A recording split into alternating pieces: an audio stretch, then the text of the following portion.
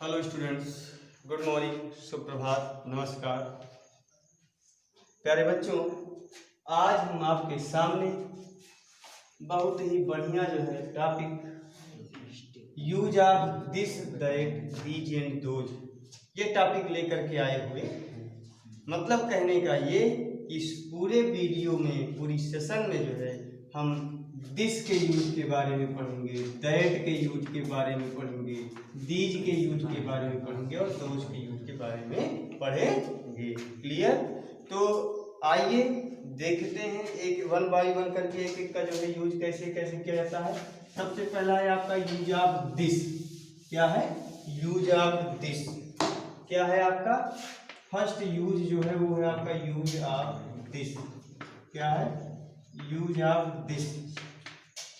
This this का use, ठीक है। दिस का यूज आप जान लीजिए कि देखो बेटा, ये दिस जो होता है ना, इसका मतलब क्या होता है जानते हो? यह। दिस का मतलब यह, ठीक है। दैट का मतलब वह होता है। दीज का मतलब ये या ये सब होता है। दोज का मतलब वे या वे सब होते हैं। वास्तव में दिस और दैट ये सिंगुलर होते हैं। क्या होते हैं? एक वचन के होते हैं, सिंगुलर होते हैं। यार ये बात समझिए, दिस भी सिंगुलर होता है, दैट भी सिंगुलर होता है, ठीक है। तो अब आप आती है बात कि दिस का यूज कैसे करना है। दिस का यूज कैसे करना है, तो एक चीज माइंड में सेट कर लीजिए कि जब हम किसी नजदीक की वस्तु की ओर इशारा करते हैं और वह संख्या में एक होती है, जब हम किसी नजदीक की वस्तु की ओर, किसी पास की वस्तु की ओर, किसी निकट की वस्तु की ओर इशारा करते हैं और वह संख्या में एक होती है, तो उसके लिए किसका प्रयोग किया जाता है? दिस का प्रयोग। जैसे यहाँ पे जो है मान लीजिए ये आपका जो है ये मैं हूँ, उसके बाद यहाँ पे एक कलम बना दिया, कुछ भी जो है आपका क्या है, मान लीजिए कलम है, कुछ भी है, ठीक है। और उसके बाद यहाँ पे जो है यहाँ पे भी एक कलम बना दिया, तो ये हमारे नजदीक है, ये हमसे दूर है, ठीक है। तो इसके लिए जब जो है आपको बताइए नजदीक की या निकट की कोई वस्तु एक है, क्या है? सिंगल होगी, वन होगी, नॉट मोर देन वन। मतलब कि नजदीक की कोई वस्तु एक है तो उसको जो है दिखाने के लिए, उसको संकेत करने के लिए हम जो है किसका प्रयोग करते हैं? दिस का प्रयोग करते हैं, दिस का यूज करते हैं। ऐसे आपको लिख दिया गया, यह एक कलम है, यह एक कलम है, यह एक कलम है, ठीक। तो यह की अंग्रेजी दिस। यहाँ पे आप तुरंत समझ लीजिए कि यहाँ पे नजदीक में कोई कलम रखी हुई है, उसी की ओर इशारा किया जा रहा है। यह एक कलम है ना, एक, देख रहे हैं ना। तो मैंने बताया कि नजदीक की कोई वस्तु होगी, उसकी तरफ इशारा किया जाएगा और वो संख्या में एक होगी, तब आप वहां पे किसका यूज करते हैं? दिस का यूज करते हैं। किसका यूज करते हैं? दिस का। Very good. आइए दिस, और उसके बाद हमेशा नोट कर लीजिए ये दिस होता है सिंगुलर होता है। तो नियम है यस यस टीपी वाला कि सिंगुलर सब्जेक्ट आएगा तो सिंगुलर वर्ब, अब प्लूरल सब्जेक्ट आएगा तो प्लूरल। मतलब कि यहाँ पे जो है दिस सिंगुलर है, इसलिए इसके साथ जो वर्ब आएगी वो भी सिंगुलर ही आएगी। तो है यानी प्रेजेंट है, तो इज एम आर में से कोई ना कोई आना है। तो प्रेजेंट में जो इज एम आर में जो है इज होती है आपकी सिंगुलर होती है। भाई बोलिए भाई, आर का तो प्रयोग भी यूज प्लूरल के साथ होता है, आई एम का प्रयोग आई के साथ होता है, इज का प्रयोग ही सी इट सिंगुलर के साथ होता है। तो दिस चूंकि सिंगुलर है इसलिए इसके साथ क्या होगा? इज का प्रयोग होगा। एक के लिए ए लगा दीजिए और उसके बाद यहाँ पे जो नाउन आएगा बेटा, ये दिस जिसको शो करेगा, दिस के जो है प्रयोग से आप जिस नाउन की तरफ इशारा करेंगे वो नाउन क्या होता है? वन होता है। वन मतलब कि संख्या में कितना होता है? वन, ठीक है। तो यहाँ पे क्या हो जाएगा? दिस इज अ पेन, ठीक है, ये आपका बन जाएगा। नियम याद रख लीजिए कि दिस का प्रयोग ऐसी अवस्था में करते हैं जब कोई वस्तु नजदीक यानी निकट या पास में रखी हो, उस संख्या में एक हो, उसकी तरफ हम इशारा करें तो वहां पे दिस का यूज होता है। दिस के साथ सिंगुलर वर्ब का प्रयोग होता है और जो आगे नाउन आता है वो भी सिंगुलर ही आता है। मतलब एक वचन की वर्ब आएगी, एक वचन का ही नाउन आता है, एक वचन की संज्ञा आती है। ऐसे दिस इज अ बुक कर दीजिए, कोई किताब है पास में आपकी रखी हुई है तो this is a book. Clear? आप नाम लीजिए दिस आपका सिंगुलर, इसके साथ वर्ब भी सिंगुलर आएगी, इसके बाद जो नाउन आएगा वो भी सिंगुलर ही आएगा। एक चीज नोट कर लीजिए, आप कभी कभी कुछ जो है अच्छे विद्यार्थी होते हैं, मतलब कि अच्छे तो सभी होते हैं, लेकिन कुछ बच्चे पूछ लेते हैं प्रश्न कि ये दिस है क्या? ये दिस होता क्या है?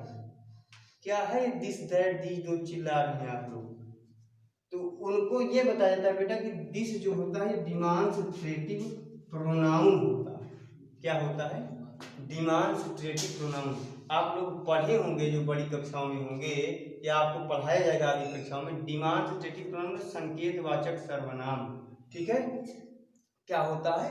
संकेतवाचक सर्वनाम होता है। ठीक है, जो भी आपके दिस हो गया, दैट हो गया, दीज हो गया, दोज हो गया, सब डिमॉन्स्ट्रेटिव प्रोनाउन होते हैं। मतलब कि ऐसे प्रोनाउन जिनका प्रयोग किसी की ओर संकेत करने के लिए, किसी को इशारा करने के लिए किया जाता है, उसको क्या बोलते हैं?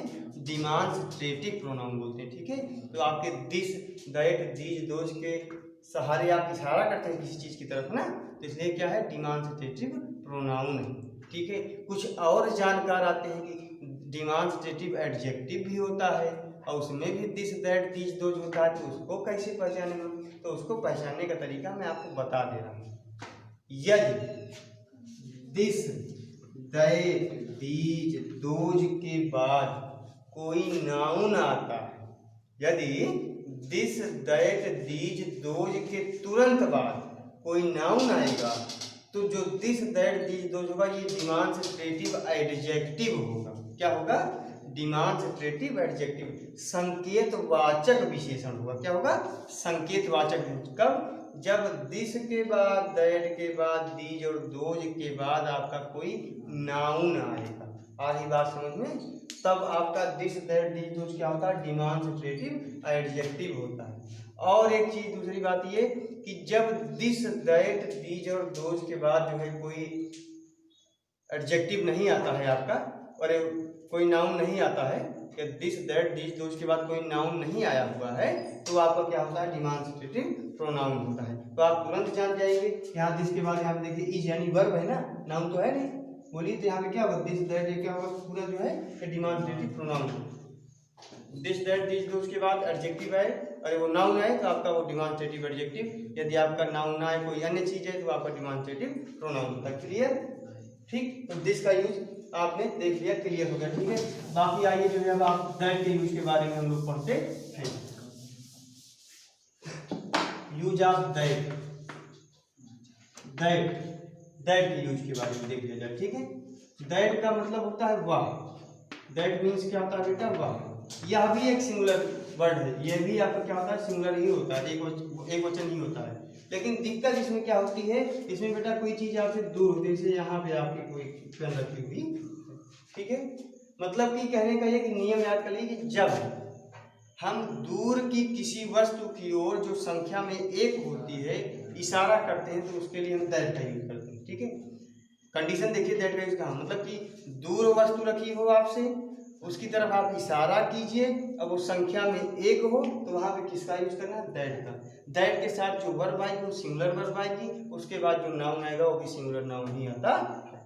आधी बात समझिए, क्योंकि दैट भी आपका सिंगुलर, दिस, दैट दोनों सिंगुलर ही होते हैं। ठीक है, तो आप नोट कर लीजिए, जैसे दैट इज अ चेयर, इसे कहते नहीं वह एक कुर्सी है, तो वह एक कुर्सी है, इस तरह बोलते हैं।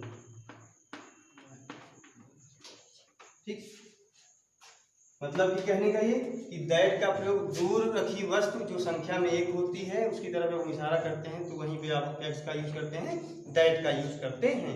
दैट सिंगुलर होता है क्योंकि इसके बाद, इसीलिए इसके बाद जो वर्ब आएगी वो भी सिंगुलर आएगी, और जो नाउन आता है वो भी सिंगुलर ही आता है। देखिए भाई दैट है, इसके बाद वर्ब इज आई सिंगुलर है, ए चेयर एक कुर्सी, ये भी सिंगुलर ही एक वचन है। और ये बात समझिए, जैसे आप that is a book, that is a book, वह एक किताब। यहाँ भी आपका जो है वह एक किताब है, वह एक किताब। ठीक, तो आई थिंक दिस और दैट का यूज क्लियर हो गया होगा आपको। ठीक है, आइए देखते हैं यूज ऑफ दीज के बारे में चलते हैं। दीज का यूज कैसे करते हैं? These, THESE, use of these, use of these. These का मतलब जो होता है बेटा वो होता है ये या ये सब, ये या ये सब। दीज का मतलब क्या होता है? ये या ये सब। क्लियर? दीज का मतलब क्या होता है? ये या ये सब। ठीक है, तो बेटा जो दीज है ना वो दिस का प्लूरल है। ठीक है, इसी दिस से आपका क्या बना है? ये दीज बना है। क्या बना है? दीज बना है। ठीक है, यार ये बात समझ इसी से ये आपका सिंगुलर होता है, ये आपका प्लूरल होता है, ठीक है, ये आपका सिंगुलर होता है, ये आपका प्लूरल होता है, मतलब ठीक है, मतलब कि दिस जो काम करता है वही जो है दोज काम करता है, लेकिन ये सिंगुलर में होकर के काम करता है, प्लूरल में होकर के काम करता है, बात इतनी है, ठीक है। तो मतलब कि दीज मतलब क्या होता है, ये या ये सब। तो आप दीज का यूज कैसे करेंगे कि जब नजदीक में कोई वस्तु एक से अधिक होती है और हमको उसकी तरफ इशारा करना होता है तो हम दीज का प्रयोग करते हैं, ठीक है। नजदीक में या निकट में कोई चीज एक से अधिक होती है तो उसकी तरफ जब हम इशारा करते हैं, संकेत करते हैं, तो हम दीज का प्रयोग, जैसे ये लिख दिया आपने जो है ये कलमें हैं, ठीक है, कलमें हैं, या ये सब कलम हैं, ये कलमें हैं, तो यहाँ पे दीज, ठीक है। अब इसके बाद चूंकि दीज आपका प्लूरल है, इसके साथ वर्ब भी प्लूरल ही आएगी, ठीक है, प्लूरल है इसके साथ वर्ब भी प्लूरल, और ये नाउन भी आएगा वो भी प्लूरल ही आएगा, दीज आर पेंसिल, ठीक है। ये सब खिलाड़ी हैं, ये सब खिलाड़ी हैं, ये सब खिलाड़ी हैं, तो क्या होगा दीज, ये या ये सब दोनों के लिए आप दीज का ही प्रयोग करते हैं, उसके बाद आर लगाएंगे, और खिलाड़ी के लिए प्लेयर होता है, उसमें जो है आपका प्लेयर है, प्लेयर्स हो जाएगा, ठीक है। मतलब कहने का है कि जब नजदीक में कोई वस्तु एक से अधिक होगी उसकी तरफ इशारा किया जाएगा तो हम दीज का प्रयोग करेंगे, दीज के साथ जो वर्ब आती है वो भी प्लूरल होती है, उसके बाद आने वाला नाउन भी आपका क्या होता है वो प्लूरल होता है, क्लियर। आइए अब अपने लास्ट यूज की तरफ बढ़ते हैं, दोज की तरफ, दोज की तरफ, किसकी तरफ, दोज की तरफ करते हैं, दोज, वेरी गुड, दोज, ठीक, those, use of those, those, those मतलब क्या होता है, वे या वे सब होता है, क्या होता है, वे या वे सब, वे या वे सब, ठीक है, दोज मतलब वे या वे सब, क्लियर। तो जो दैट होता है ना बेटा, सेम उसी का जो है ये परिवार का सदस्य, उसी के परिवार का दोज, ठीक है। वास्तव में दैट जो होता है आपका सिंगुलर होता है, दोज जो होता है आपका प्लूरल होता है, जो काम ये सिंगुलर फॉर्म में होकर के करता है वही काम ये प्लूरल फॉर्म में होकर के करता है, वास्तव में मतलब कहने का ये कि दोज का प्रयोग हम उस कंडीशन में करते हैं जब हमें दूर रखी किसी जो है वस्तु की ओर इशारा करना होता है, वो वस्तु जो होती है संख्या में एक से अधिक होती है, ठीक है। जब दूर रखी किसी वस्तु की ओर इशारा किया जाए और वह वस्तु जो है संख्या में एक से अधिक हो, ठीक है, वह जो है जब हम दूर रखी किसी चीज की तरफ इशारा करें वो चीज जो है किसमें हो, संख्या में एक से अधिक, मोर देन वन हो, ठीक है। तो आप वहाँ पे किसका प्रयोग करेंगे, दोज का प्रयोग करेंगे, ठीक है। दोज प्लूरल, इसके साथ वर्ब भी प्लूरल आएगी, या जो नाउन आएगा वो भी प्लूरल आएगा, ठीक है। जैसे 2000 चेयर्स, 2000 चेयर्स कर दीजिए, या फिर 2000